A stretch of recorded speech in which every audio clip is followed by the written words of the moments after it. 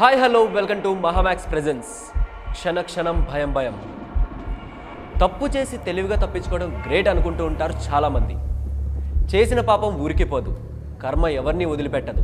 కాస్త లేట్ అయినా గోడకి కొట్టిన బంతిలా జెట్ స్పీడ్తో వచ్చి రివర్స్లో లాగి ఒక్కటిస్తుంది. ఇది వాస్తవం. తీరని కోరికలతో పోయిన వాళ్ళు ఆత్మలుగా మారుతారు అంటారు కదా. మరి చేయని తప్పకి అన్యాయంగా బలైపోతే అలాంటి వారు చనిపోయిన తర్వాత ఏ రూపంలోకి మారతారు? వాళ్ళు పోతూ పోతూ శాపం పెడితే దాని పరిణామాలు ఎలా ఉంటాయి? ఇవాల్టి ఎపిసోడ్లో శాపానికి గురైన అలాంటి ఓ ప్రాంతం గురించి తెలుసుకుందాం.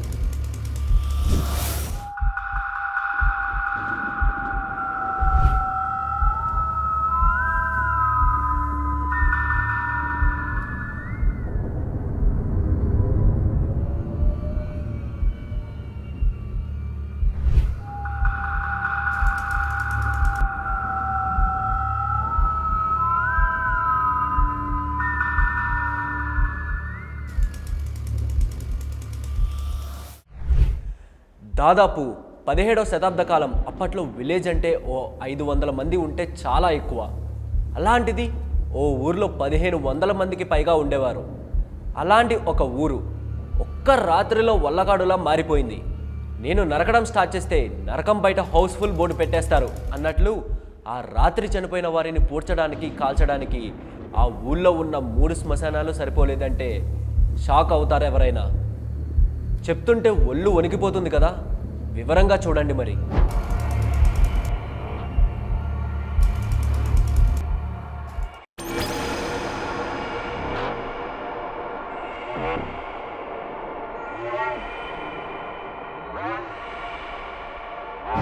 కుల్దారా విలేజ్.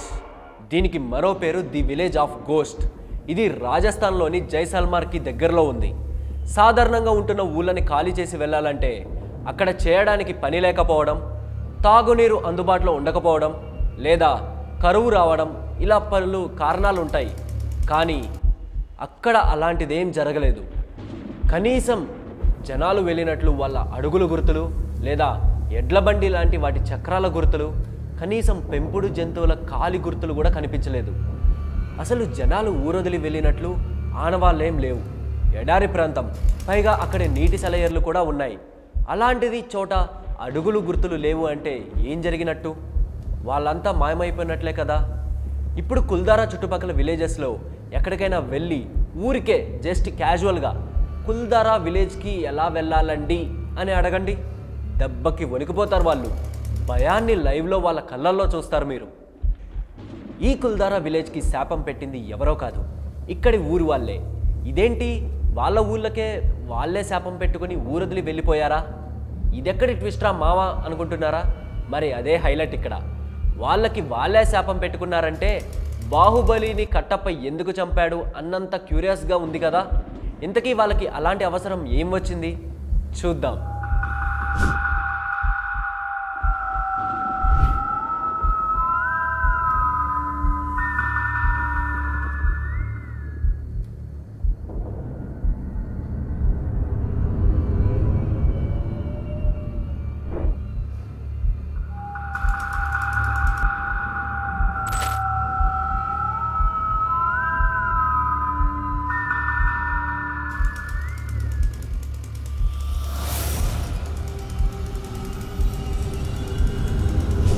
ఈ కుల్దారా విలేజ్ వినాశనం వెనుక స్టోరీ ఏంటంటే, రాత్రికి రాత్రే భూకంపం వచ్చింది. భూమి సగానికి చీలడంతో జనాలంతా ప్రాణభయంతో పరుగులు పెట్టి తలో దిక్కు పారిపోయారని చెప్తుంటారు. వాళ్ళు చెప్పింది నిజమే అన్నట్టుగా అక్కడ ఇల్లు కూడా సగం సగం ధ్వంసమై కనిపిస్తుంటాయి. కానీ ఇది నిజం కాదని, ఈ ప్లేస్ హాంటెడ్ ప్లేస్గా మారడం వెనుక చాలా పెద్ద స్టోరీ ఉందని తెలిస్తే కేక్ తిన్నంత ఈజీగా షాక్ తింటారు. ఈ ఊరి వాళ్ళు విషయానికి వస్తే వాళ్ళంతా నిత్యం భక్తి శ్రద్ధలతో భగవన్ స్మరణ చేస్తూ భగవంతుడికి దగ్గరగా ఉండే బ్రాహ్మణులు. ఆపద అంటే ఉన్నంతలో సాయం చేయడానికి తప్ప మరోటి తెలియని అమాయకులు. అలాంటి వాళ్ళు శాపం పెట్టారంటే ఎంత బాధపడితే కానీ పెట్టుంటారు చెప్పండి. అరుంధతిలో పశుపతి ఆత్మను కట్టడి చేయడానికి జేజమ్మ తనంతడు తాను బలికి సిద్ధమవుతుంది కదా. ఈ ఊరి వాళ్ళు కూడా అలాగే చేశారు. వీళ్ళ పాలిట పశుపతి కంటే క్రూరుడు ఒకడు ఉన్నాడు. వాడే సలీం సింగ్. ఈ మహానుభావుడి వల్లే ఊరు మొత్తం ఖాళీ చేసి వెళ్ళిపోయింది. ఒక్కడి వల్ల ఊరంతా ఖాళీ చేసి పోయారా? రాజు కదా, ఏదో కారణంతోనే అందరినీ వెలివేసి ఉంటాడు అనుకుంటే మిస్టేక్ మీదే అవుతుంది. ఇతని క్యారెక్టర్ గురించి చెప్పాలంటే క్యారెక్టర్ అనే పదమే క్యారెక్టర్ వదిలేసుకుంటుంది. ఈయన గారికి బై బర్త్ బలుపుంది. అహంకారమే తన ఆభరణం. దాదాపు 300 సంవత్సరాల వెనక్కి వెళ్తే ఆ కాలంలో ఈ సలీం సింగ్ ఓ రాయల్ ఫ్యామిలీకి చెందిన రాజు. మనిషి మొరటు, మాట కరకు, నా పేరు దయ, నాకు లేనిదే అది అన్నట్లు జాలి దయ లాంటివేమీ ఉండేవి కాదు. కరుణ అనే పదం ఎందుకు వాడలేదంటే జాలి దయ కరుణ అంటే ఎవరా కరుణ అని అడిగే కకృతి వ్యక్తి ఈయన. రాజకుటుంబం, తరతరాలు ఆన్లైన్లో ఆర్డర్ పెట్టుకుని తిన్న తరగని ఆస్తి, బెదిరించి భయపెట్టి సంపాదించుకున్న కీర్తి, చక్కగా తినడం, తిన్నది అరిగే వరకు ఊళ్ళ మీద పడి తిరగడం, కంటికి నచ్చిన కన్యకు కన్ను గీటడం, పెళ్ళి గిల్లి జాంతానై మూడొచ్చినప్పుడు ముచ్చట తీర్చుకోవడమే అన్నట్టు వాళ్ళతో ఎంజాయ్ చేయడం. ఇంతకు మించి రాజకుటుంబీకులకు వేరే పనేముంటుంది అన్నట్టు ఉండేది సలీం సేట్ డైలీ రొటీన్. అప్పట్లో రాజులు వేటకు అడవులకు వెళ్ళేవారని చెప్తుంటారు కదా, అలా సలీం సింగ్ తన సైన్యాన్ని వేసుకుని మృగరాజుల, మగ మహారాజుల చుట్టుపక్కల ఊళ్ళ మీద లేడి పిల్లలను వేటాడడానికి వెళ్ళేవాడు. సలీం అడుగుపెట్టిన ప్రాంతంలో శబ్దం కూడా నిశ్శబ్దంగా మారిపోతుంది. అచ్చం సినిమాల్లో చూపించినట్టే తనని చూడగానే పిల్ల తల్లులు పిల్లుల్ని ఎత్తుకుని ఇంట్లోకి వెళ్ళిపోయి తలుపులు వేసుకునేవారు. ఇక వయసుకొచ్చిన వాళ్ళ పరిస్థితి అయితే వర్ణనాతీతం. తమ పిల్లలు వాడి వలపు వలలో పడకుండా జాగ్రత్తగా కాపాడుకోవడం కన్నవారికి కత్తి మీద సాముగా మారేది. వాళ్ళని చూడాలనే ఏదో వంకతో బయటకు పిలిపించేవాడు. ఈ సలీం సింగ్ 15 రోజులకు ఒకసారి పన్ను వసూలు చేయడానికి కుల్దారా విలేజ్కి వచ్చేవాడు. ఆ సమయంలో పొరపాటున ఎవరైనా అమ్మాయి కంట పడిందా ఇక వీడి పంట పండినట్టే. అలా ఓసారి ఎప్పటిలానే కుల్దారా విలేజ్కి వచ్చాడు. తన ఖాతాలో కొత్త పిట్ట పడకపోతుందా అని ఆశతో చుట్టూ చూస్తున్నాడు. 1000 గొడ్లను తిన్న రాబందు ఒక్క గాలివానికి చచ్చింది అనే సామెత తనకు వర్తిస్తుందని సలీం తెలుసుకున్న రోజది. ఏం జరిగింది? కుల్దారా విలేజ్లోకి సలీం సింగ్ ఎంటర్ అయ్యాడు. జనాల్ని బెదిరించి భయపెట్టి వాళ్ళ దగ్గర పన్ను వసూలు చేస్తున్నారు అతని సైన్యం. సలీం మాత్రం ఎప్పటిలానే తన పనిలో పడిపోయాడు. అబ్బే, అన్నీ ఎప్పుడు చూసే మురికి మొకాలే, మంచి రేంజ్ సరుకు లేదక్కడ అనేది అప్పుడు సలీం మైండ్ వాయిస్. కట్ చేస్తే జుట్టు ఒత్తుగా ఉన్న అమ్మాయికే బట్టతల మొగుడొచ్చినట్టు ఓ అందమైన అమ్మాయి మతాబులో మెరుస్తూ వీడి కామం కళ్ళకి కనబడింది. ఎవరో కనుక్కోండి, కంటితోనే సైనికులకి సైగ చేశాడు. ఆ అమ్మాయి ఆ ఊరి సర్పంచ్ కూతురని తెలిసింది. మన స్థాయికి సరిపోతుంది అనుకున్నాడు. ఇక్కడ అంతమంది ఊరి జనం మధ్యలో సలీం సింగ్ చెప్పిన ఒక్క మాటతో ఊరి జనాలంతా 2 చేతులు జేబులో మాత్రమే కాదు, ఎక్కడ ఖాళీ ఉంటే అక్కడ పెట్టుకున్నారు. అమ్మాయిలకైతే నోటి మీద చేయి వేసుకున్నారు, నోటికి పైట చెంగులు అడ్డు పెట్టుకున్నారు. అంతా షాక్ అయ్యేలా ఏమన్నాడబ్బా అని షాక్ అవ్వకండి, నేను ఆ అమ్మాయిని పెళ్లి చేసుకుంటా అన్నాడు. మగధీరలో రావు రమేష్ దేవ్గిల్తో మీ శత్రువుని మీకంటే ముందే ప్రకృతి పసిగడుతుంది, పక్షులు మీ నుండి దూరంగా పారిపోతాయి అని చెప్పినట్లు దెబ్బకి సింబాలిక్ షాట్ మాదిరి చెట్టు మీద పిట్టలు ఎగిరిపోయాయి. సావిట్లో కట్టేసిన ఆవులు, లేగదూడలు తాళ్ళు తెంపుకుని పరిగెత్తుతున్నాయి. మాటలు రాని పసిపిల్లలు ఒకరి తర్వాత ఒకరు కోరస్లా ఏడుస్తున్నారు. ఆకాశం ఎరుపెక్కింది, సూర్యుడు నల్లబడ్డాడు, వాతావరణం ఒక్కసారిగా మారిపోయింది. ఇదంతా బూతులు వచ్చే నోడి నుండి నీతులొస్తే జరిగిన పరిణామం. సలీం సింగ్ నోట వెంట పెళ్ళి అనే ఒక్క మంచి మాట రావడంతో ప్రకృతి కూడా భయపడిపోయింది. ఊరి జనాలు నోరు మెదిపితే ఒట్టు, చూసిన ఆడదాన్ని నచ్చిన ఆడదాన్ని ఏ రావే అని అరిచే సలీం సింగ్ నోటి వెంట పెళ్ళి అనే మాట రావడం ఆశ్చర్యాన్నే అయోమయానికి గురి చేసింది. మరి ఊరి జనం ఏం చేశారు?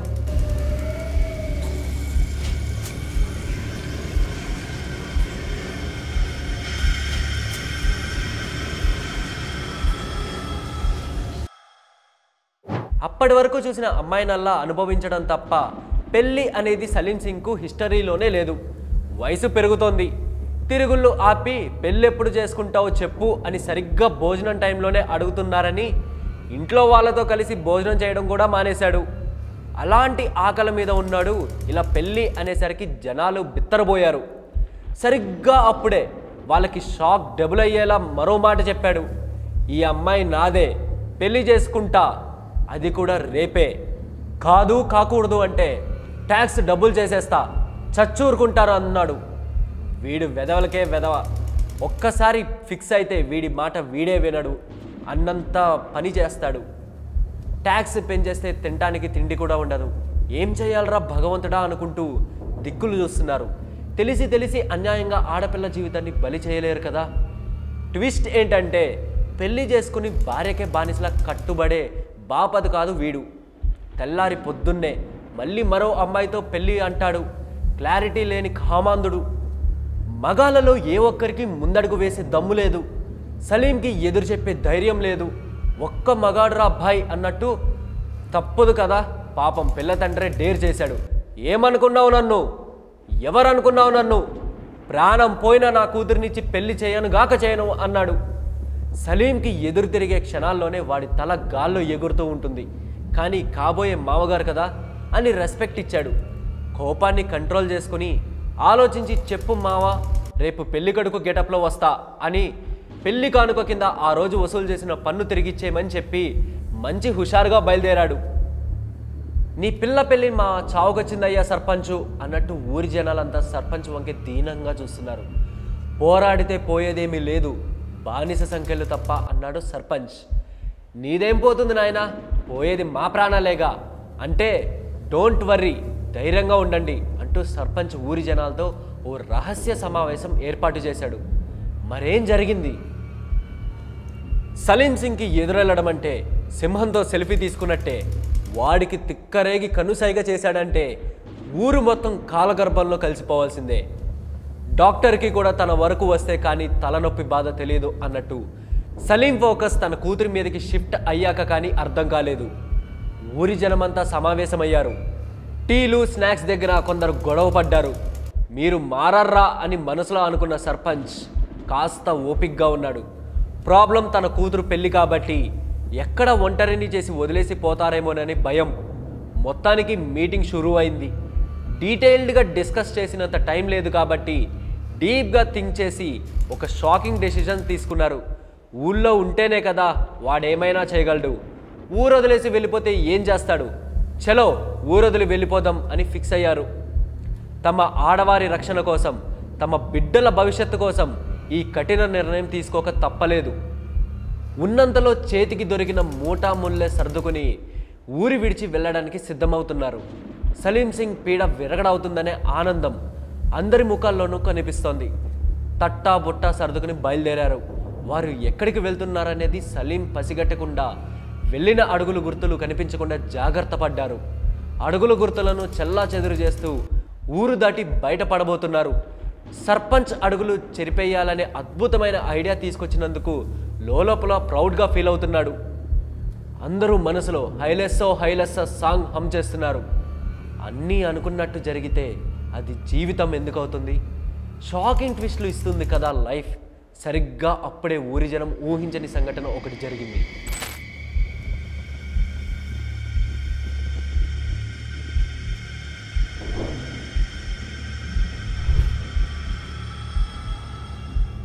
సలీం సింగ్ తాము ఎక్కడికి వెళ్ళింది గుర్తుపట్టకుండా అడుగులు చెరిపేశారు కదా, మరేం జరిగింది? సలీం సింగ్కి ఊరి జనం పట్టుబడ్డారా?